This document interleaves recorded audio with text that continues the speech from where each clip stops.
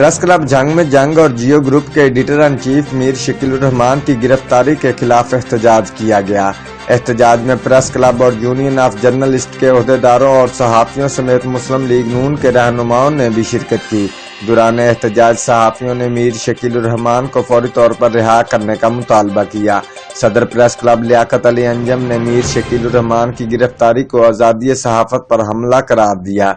Khurram Saeed secretary press club ने कहा कि मीर शकील उर रहमान को झूठे, बेबुनियाद और मन गढ़ंत मुकदमे में गिरफ्तार किया गया और ये नेब की जानिब से पहला ऐसा कारनामा नहीं, वो पहले भी कई बेगुनाहों को बगैर सबूतों को गिरफ्तार कर चुके हैं। उन्होंने कहा कि वो मीर शकील उर रहमान की गिरफ्तारी की पुरजोर मजम्मत करते हैं।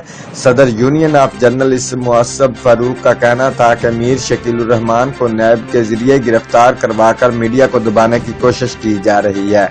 रहनुमा नून लीग प्रोफेसर आसफ डुड्डी ने कहा कि इमरान खान न्याजी जब से हुकूमत में आया है आज़ादी सहाफत पर हमले जारी हैं। Report M Irfan Chaudhry, chief executive, Geo Express News, Jhang.